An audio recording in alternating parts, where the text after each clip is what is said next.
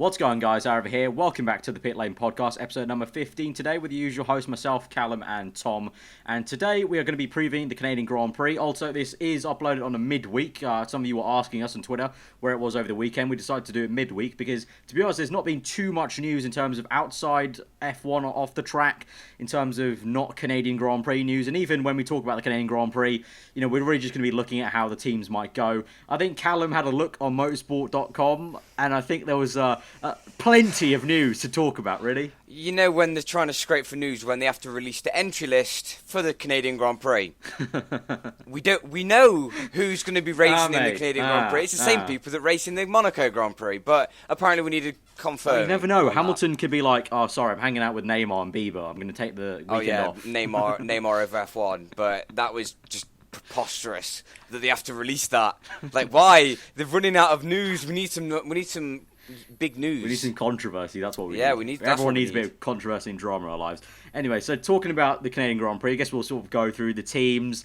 Obviously, coming on the back of Monaco, we're going to be talking about teams like Ferrari, Red Bull, and Mercedes, maybe to an extent, but more kind of Ferrari and Red Bull. Obviously, Red Bull had that whole thing with Ricciardo, and Ricciardo was very, very upset after Monaco. And actually, a lot of the TV people missed Ricciardo's team radio, where he just said, "Just don't talk to me. Nothing you'll say is going to make it better."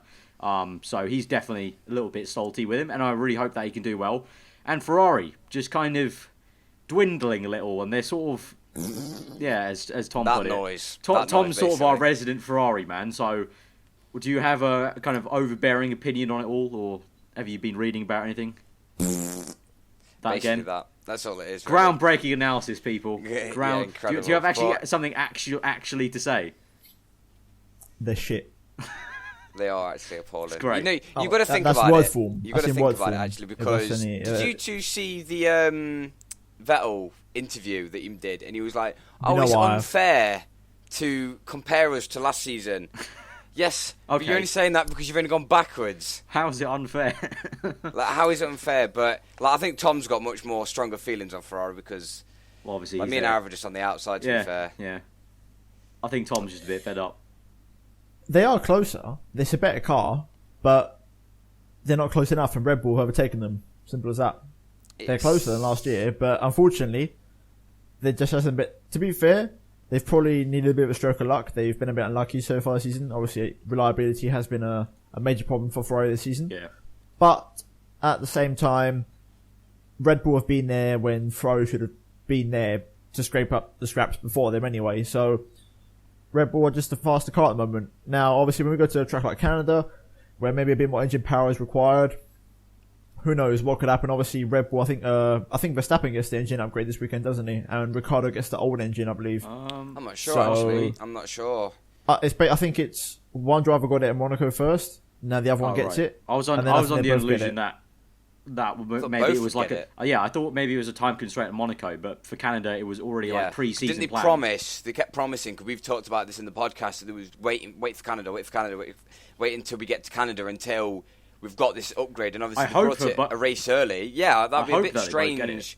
Yeah, like they've had 2 weeks to get maybe this engine upgrade. I hope that's maybe I just misinterpreted it. But I wanted to say before the podcast, before it started, but when we got underway, we're probably going to be previewing the Canadian Grand Prix quite a lot. And I'm gonna, any viewers who are watching this video who are over 18, then I suggest you take a shot for every time that Aarava mentions the 2011 Grand Prix, because I feel I might be mentioned a couple of times. What? When we say what the greatest Canadian Grand Prix of all time. So you got 2011, you got 2011, 2011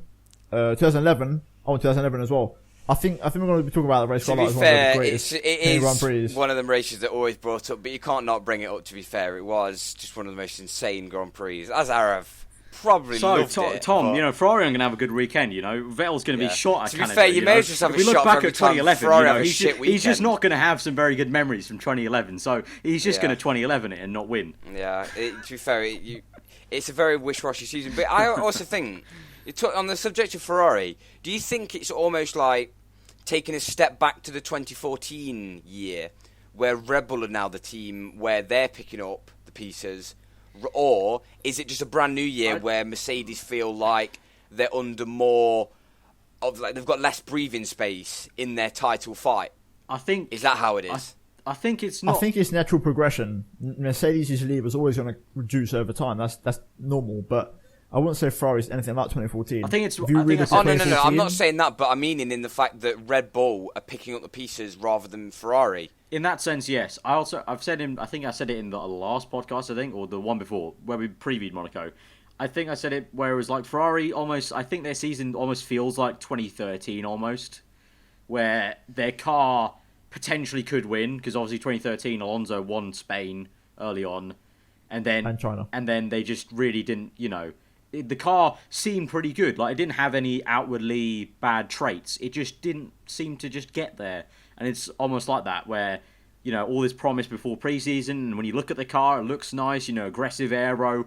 They've been developing it. They've spent some tokens pre-season.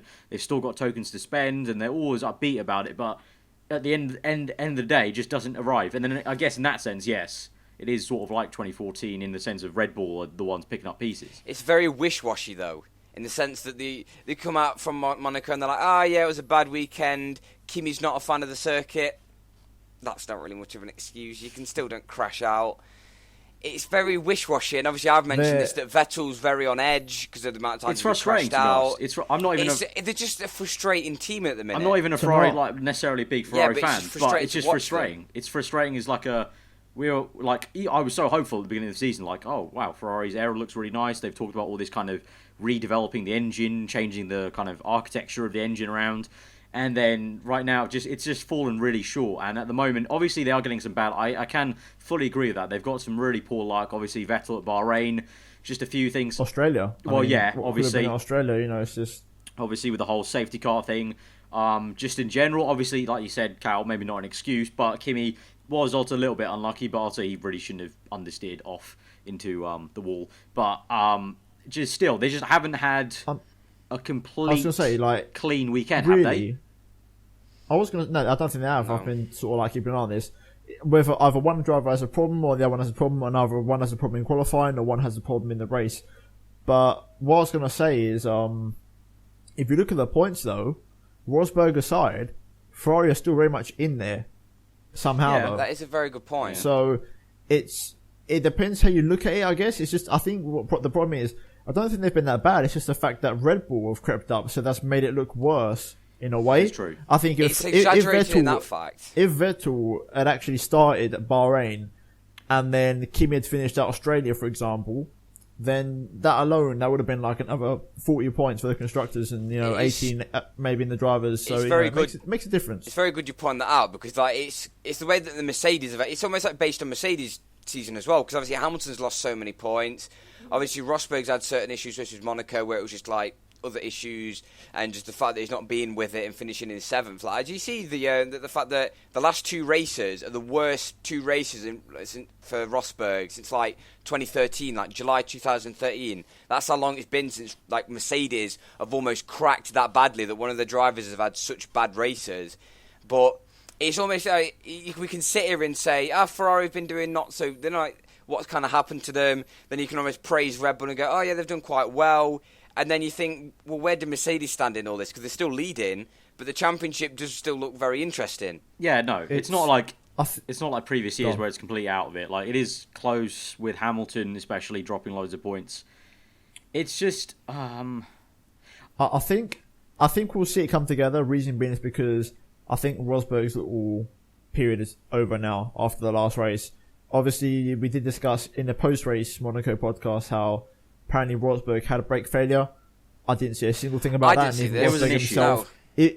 Even Rosberg said nothing about that. He didn't even mention it. No, I watched a lot of that was sort of a bit of a grey area. Rosberg just said on the day he just wasn't feeling it. Yeah, I think towards the dry period, like, you could definitely say that, like, because there was no other thing going on.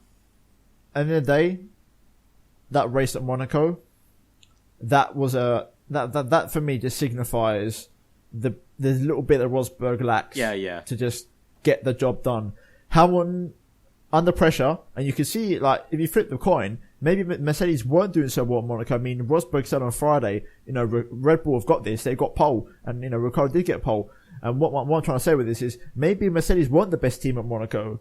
You could see Ricciardo, he was always on the back of Hamilton on a slower tyre. Yeah, he said that on the podium, didn't he? He was like, whoa, this It's guy more of a case of, you could argue, obviously Verstappen had a terrible weekend, so you can't really take him into account, but Red Bull arguably are the fastest team on paper at Monaco, and you could see how much he could do with the tools at his disposal compared to Rosberg.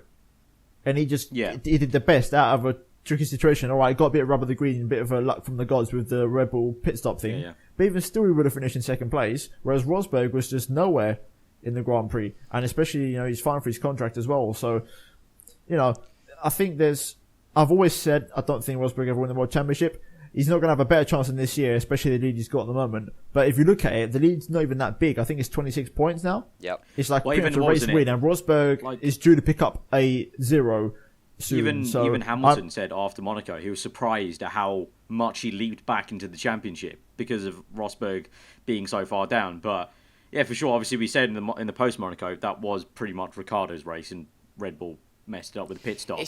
But also at the same time, like proves though that the season's it's open, weird at the minute. It's very strange. It's just one of them seasons where we can talk here and think, oh yeah, Mercedes. We know are good. what's going on, but we don't really. We don't have a clue what we're on about. To be fair, and it's we're great. just three It's actually people great. talking It's about actually Formula great One. that finally it's like that since pretty much 2012. It's not at the 2012 levels. It's probably more like a 2010 right now, where it's like. Yeah. I could see. Hopefully, Mercedes don't pull something out and like they go on a good spree. I could see it if that doesn't happen. I could really see it go like 2010, where you've basically got like 5 potential winners of the entire championship. Albeit, in 2010, the last 2 of those 5 were pretty much a miracle, but they were still in it mathematically. So it would be great to see something like that, where it's like a case of 2 Mercedes, 2 Ferrari, and then maybe 1 of the Red Bulls, or maybe only 1 of the Ferraris and 2 of the Red Bulls. I don't know, but like I do want to say, it's like, even though there's you can definitely see at Ferrari the way. Apologies about the dog, by the way. It's getting warm, so I need to have the window open, otherwise I'm going to suffocate. But if you look at the season on paper, really, I'll be very surprised if Ferrari don't win a race this year. Yeah, no, they're due to win a race, and at the end of the day, if you look at it, Ferrari is sort of playing their cards. They're sort of like defensive shields of sorts to try and just try and cover up the criticism. And like Kimi saying yesterday, he expects Ferrari to be better at the latter end of the season on those sort of tracks. Once we go away from Europe. Yep. So it's putting a lot of pressure though on the end of the season. Yeah, it is as well. A lot of pressure. That's like a McLaren Honda thing to do. Wait until November. We waited and we found nothing. So it's a very dangerous thing to do to bank on the end of the season, because you don't know where you're going to be at all. Like, you can't base it on where you are with the car, but think, oh yeah, this car would be good at this track, but the car from now might change. Cars around you might change. Well, they will change.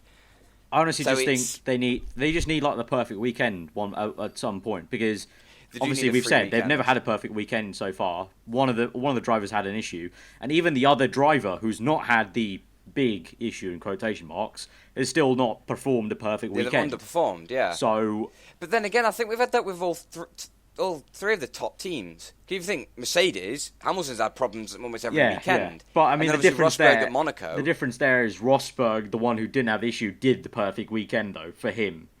So Ferrari haven't had that, and Red Bull haven't. But then you've also got to think Red Bull, Kvyat underperforming, crashing, not being really there, and then obviously going to like Monaco, you almost argue that Ricciardo did the perfect weekend, but then Verstappen's busy wasting thousands of pounds crashing into walls 3 times. So it's not been the perfect season for anyone yet. You can see where like the whole Verstappen got the win at Spain because he had the perfect weekend there, like in terms of he had momentum going through, and then albeit Red Bull probably put on the best strategy, they didn't really put Ricciardo on the best strategy. And the stroke a lot. And a bit of luck. And a bit of luck with rubber the green, which is always a thing in F1. And he had the perfect weekend there in a sense. And Ricciardo, as you just mentioned, pretty much had the perfect weekend apart from his team screwing one over. So it just shows that this season, a lot of the time actually, it's going to come down to, in terms of people getting consistent wins, it's going to come down to if they actually can put everything together. And if the teams can do it, not just the drivers, the teams need to make sure they don't mess anything up to really, if they want to maximise the whole 1-2 and get a whole, whatever it is, 25 plus 18, getting away from the weekend. I think it's one of those races like 2010 again, where it's a case of no team's consistent so far, and it doesn't look like there will be. And honestly, I hope not, because it makes things interesting for us. Also, it makes it harder for us to actually predict stuff. That's a good thing, though. Yeah, it's a good thing. So for Canada, so we sort of talked about the teams kind of in this kind of mid-period, just kind of questioning where they are in the season so far. So going to Canada, obviously, Mercedes have had a bit of weird fortune in Canada. Obviously, 2014, they had the brake failures, that was very new, I feel, because, obviously it was a new era. Everyone didn't quite fully, get to grips with the whole fact that you have less actual brake discs because you're doing by-wire and everything. Yeah, you're doing a lot of the actual engine braking. So they've sort of solved that issue. In 2015, that was for other teams. It was interesting-ish. It was a very boring Grand Prix. I remember last year. Yeah, that's what I'm saying. For other teams, Mercedes, there wasn't much really to say, but for other teams, it was. Yeah, it was also, not that great. For 2016, though, I'm hopeful because I think we have the Red Bull upgrade. We'll have to see how much that actually gains. But obviously, we were surprised at Monaco at how much they actually gained in time. Well, I think it's one of them ones. You always see teams bring constant upgrades in. You always see teams say, yeah, we've gained time, whatnot. But this is the first time where they've actually said, we're going to gain half a second, and they genuinely gained half a second, if you know what I mean. I think that's never really so used to McLaren Honda, though. Where did they say they were going to be in Monaco? You two can't see it right now, but I've chosen the perfect snapback for this one. It's the McLaren one. It's I know it's saying McLaren, but not even like on a joking topic. Like seriously, like Ferrari, for example, this season brought an engine upgrade with tokens. It's done nothing, as far as I know. Anyway, as far as I've noticed, it's like I don't know what it is.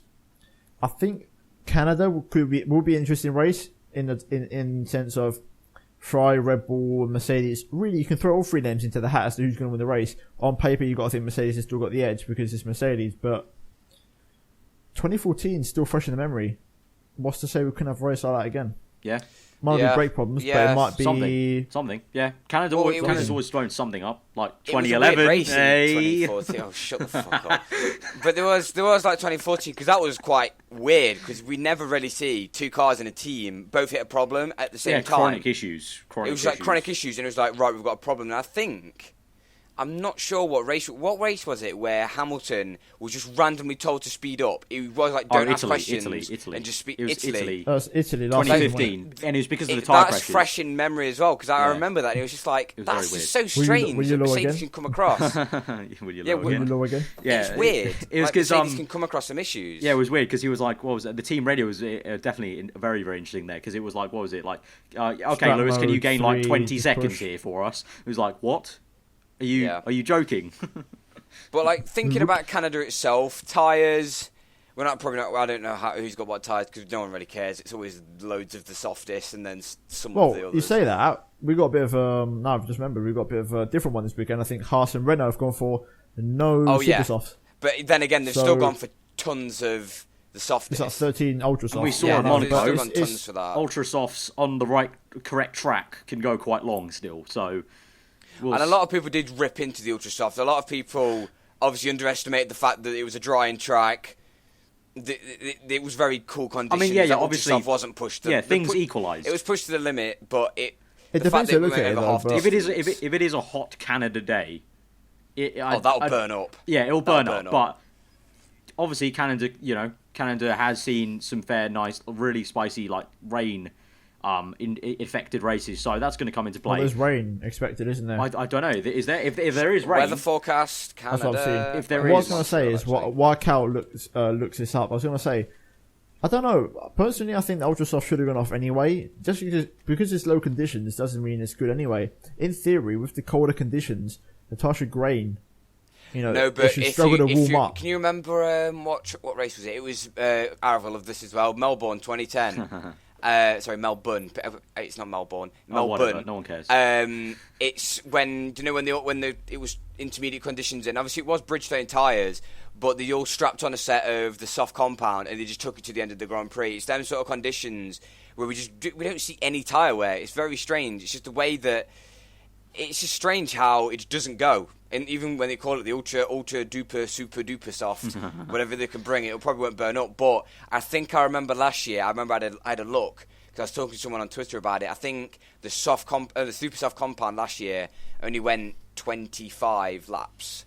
So some people are going, it's going to make half distance. It won't make half distance. I doubt it will make it past 20 laps, even on a cold-ish day. Yeah. But it'll be funny. It'd be interesting to see because we haven't really seen what the ultra soft is properly like in the race.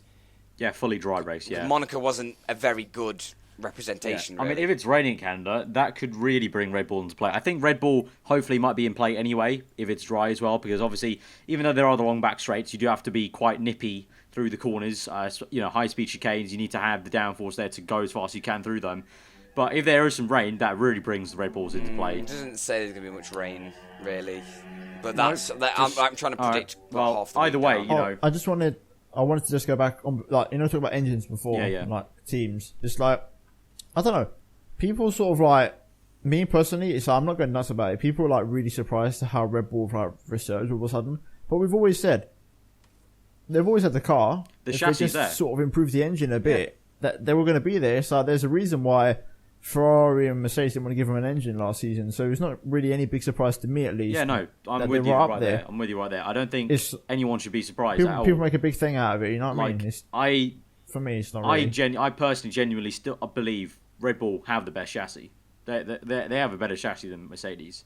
Maybe the aero. Mercedes is just a better package. Maybe the Mercedes have some slightly better aero at the front, maybe here and there. And yeah, as Cal just said, the package works really well overall with their engine. But the actual chassis strength, general downforce, I think the Red Bull has more of it. So if you strapped a good engine in there, I honestly think they can just be right there. So yeah, I'm with you on that. All is getting better. It's going to be a case Red of Bull. Will Renault come to Canada and say again, oh, we're going to gain another half a second, and they do it. Well, they're saying, I'm looking over to my right and saying that they're not going to rush any more engine upgrades. Right. So they're like, here's an upgrade, but we're not going to rush another one until we know that we're going to gain time. It's not going to be like a Honda where it's like, oh, we'll try and trickle some things through early because we need to make something, and it just doesn't really work. No, but there's no upgrade for Renault at Canada. There's nothing. No, because there's nothing brought it to Monaco. No, as in Exactly, both the cars though, like as in like both the cars will be up there that half second apparently that it's going to gain. So hopefully it will stay with them. Hopefully the pace, obviously it will drop off because it's not Monaco. It's obviously a straight line track, so they will drop off a little bit. I highly doubt Ricciardo or Verstappen will be looking as strong as they did in Monaco by any stretch of the imagination, but I think they'll hopefully still be there, at least maybe nipping at Ferrari's heels if Ferrari make another mistake. Yeah. And going back to Ferrari, we've talked a lot about Ferrari in this podcast already, but it is a big kind of, they're really dwindling at the moment. For Canada, what do we think about Ferrari's chances there? Like, I think I read they got upgrades. I think they might fast track another engine upgrade. Right. I read last week. Apparently they're using a couple of tokens. Why do I just feel like they're just going to be... Nah. I think I'm going to disagree with you. I don't think it's Red Bull snapping at Ferrari's toes. I think it's the other way around. I think Ferrari are catching Red Bull now. I think they're but do you think Red Bull will still be ahead at Canada, even though it's such a different track? Yeah. All right. Wow. Because Ferrari were behind Red Bull at Spain. Okay, yeah, this then is again, true. yeah, this you've is got true. a point. This Because is if you true. think about it, Yeah. even in past couple of years, Red Bull Ferrari have weren't never that good at Sochi done either. bad at, like, go back to 2011. Red Bull was still leading the race. Yeah, Renault was always a bad... For sure. It was just that Renault has always been a bad engine. It's just that... Well, now it's good. Ever since V6s, it's just been accelerated and just exaggerated more. But it's been... Because obviously, going back to the chassis, it's always been good. So, I think, you've got to be right that... I can Red see Bull that. are definitely second place. I can see that, yeah. I can't see Ferrari... If anything, Spain's more of a power anything. track than Montreal. Because back straight at Montreal side... Spain's got so much more elevation change where you need engine power. Yeah, but there are a lot of short straights where it needs acceleration. So it needs a lot from the engine But that could itself. also, at the same time, Red Bull could be strong in that area because obviously they have the acceleration to push that car down into the ground Then again, off the corner. So they could be quite good at just squirting the throttle out of these zones. So it's going to be interesting. For like Mercedes' standpoint for Canada, it was a very boring race for them last year. 2014 we talked about, so they could have a hiccup here and there. But generally, they should obviously Monaco. They sort of admitted that they weren't there and that they were sort of having to be a bit scared about their performance. Coming to Canada, I think they're going to be. They should be a lot more confident now once more. So looking at other teams now. So we talked about the kind of the top three, if you will, of the grid. So looking at other teams going forward to Canada, obviously.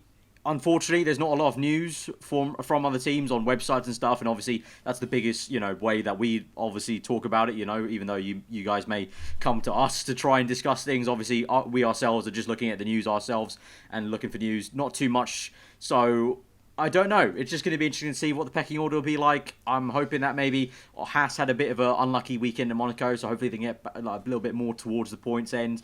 Obviously, we'll see how the Melts Sauber do at Monaco and how the Monaco antics will hinder their relationship in that way. See if Renault have still got enough front wings after they've ruined them all in Monaco. That McLaren, seeing how they progress, if they're going to bring any sort of upgrades. I've not actually, to be completely honest, I haven't seen many tweets about any sort of upgrades. I personally, Honda say, just don't even bother. I read they're expecting to struggle this weekend. Yeah.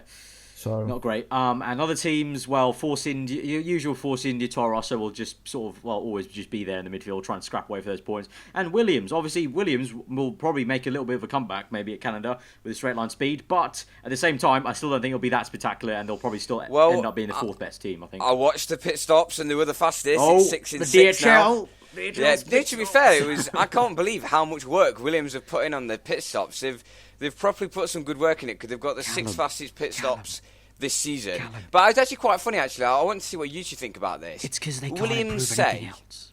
Williams say that they are proud of their place in the pecking order. Now, as a Williams team, as a World Championship winning team, would you really be happy? I'm going to stop you right there. I'm going to do a K-Mag. What the fuck did you just say?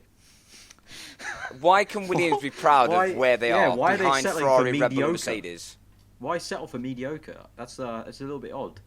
I guess that sort of shows almost their mentality in a way. They've almost given up this season. Well, it's like we said with the strategy before. They just never been able to do a winning strategy. It's that same sort of sense of they never actually truly believe in themselves that they can do it and win a race or something. So they never go for that ballsy strategy. They haven't won a World Drivers' Championship in 18 and a half years. So but it's still got history, and they've still got the same boss. So yeah, wherever's gone 18 wrong and a half years is their last relevant accomplishment, and their boss is 20 years older. It's now the daughter, really, not him. Yeah, true. Claire Williams, but it's still not good enough for a team of Williams. Yeah. It's Williams. They've got history behind them. And there was so much promise 2014, like building upon that. And they just haven't really. They've gone sideways. They're not built. Do you know what the problem is? Actually, comparing it to other teams, it's like, do you know when we got to 2009 and Ferrari and McLaren were miles off, and then we've seen it like pass. Even when like Ferrari, I think Tom, I'm not sure what year it was, but like when they were just, I think they were just off. Like they just always seem to be a little bit off here and there. It's like these big teams in Formula One have always got back to the front. Like even with Red Bull, like they got back to the front. Basically, they've already won a race this season. Ferrari, after the troubles they had in 2014, came back the following year to win a race. Although they're not properly there, they are still at the front. Yeah. But Williams have always been that team where they've gone back, then they've gone a little bit forward, then they haven't really. I'm not with you there. Why aren't you? Because it's basically that's what it is. They haven't. They haven't won a race since 2012, and before that was 2004. They've won one race in over a decade. Like, sort of like half. That's not really bouncing back. Like I get the whole top teams always come back, but they were never there to begin with. But they were sort of there. Massa got pole in Austria. That's about it. What are Williams then? They're just mediocre. I don't get what Williams are. Look, they're just there. It's like I'll take a few words out of Jamie Carragher's dictionary. Okay, they're just a team that think they're a big team, but they're just not. There you go. That's what they are. It's just so weird because like we see Williams and you can see that they are always trying to get back to where they want to be, but they're just never getting there. They never look like they're getting there. It's just always off. And when they sit there and say that they're happy in their place in the pecking order, is it like are they just now a midfield team? Are they another? Are they a Force India? Are they a Toro Rosso? They're accepting it. Yeah, they're accepting it. It's just. Because it's almost like you said, giving up. Yeah, it's pretty. Not giving up, but obviously they're not fully giving up. But it's just like maybe we just need to I feel like these comments and like they regret saying these sort of things when if they don't improve, they'll start dwindling down the order. Especially if sponsors come and eventually, Martini, if they leave, that would be like when BMW left Sauber. Yeah, they'll float a bit, but then it could go sour. Yeah, it's just so sad. And also Maldonado's. Yeah. Apparently he wants to come back to the sport in 2017. I've seen that. Apparently he deserves a seat. No, he doesn't. I saw some stupid ass article that was like, oh, here's the reasons why I think he does deserve his seat, but no. Just no. He's too old to be the top team. To be honest with you, I ride a bike every day, so therefore I test bike tyres. Can I get a seat in F1, please? I mean, I'm testing tyres. Surely that means I get just no. But yeah, I guess that's sort of where it rounds out. I mean, we can't really talk much about any other team, really. There's not really much news. We talked about the top teams and obviously the mediocreness that is Williams right now, and the Canadian Grand Prix in general as a preview. So, guys, generally to you two, predictions, not like actual set in stone predictions, but just who do you think is going to come out on top? Like what team or what driver? A Mercedes. Lewis Hamilton. Probably Hamilton. Yeah, I have to agree. Hamilton. I think we'll see a Red Bull on the podium. I think we'll see Ricciardo right up there. Probably getting annoyed again that he's not winning. So yeah, okay. So that's been the kind of preview of the Canadian Grand Prix. I know maybe a bit of a wishy-washy podcast for a very wishy-washy week of news. Hopefully there will be some more news coming later on for like the midweek breaks. But actually, I forgot. Baku and Canada are back-to-back races. So, for the first time in the podcast history, we'll be getting 2 back-to-back race podcasts. The history! So, blah. 2 podcasts that will definitely be filled with action and news to talk about. So, hope you guys look forward to that. If you have enjoyed this one, smash that like button. Again, thank you guys so much for the support. I've seen plenty of people tweeting me, where was the podcast? Where was the podcast? When it didn't come out on the weekend, we decided as a group, as us 3, to put it out midweek because we're a bit too busy on the weekend. So, here it is. Don't kill us. You know, we haven't said it's definitely always on a weekend, but we'll try and get it out on the weekends because that's the best time usually. But we were a little bit busy. But again, if you have enjoyed the episode, hit that like button. Let us know what you thought. If you're new around here, you want to listen to the podcast more, sub to this channel. If you liked what these two had to say, sub to them. Follow us all on Twitter. Links up below above us. And we will see you guys next time for the Canadian Grand Prix Review Podcast. Goodbye.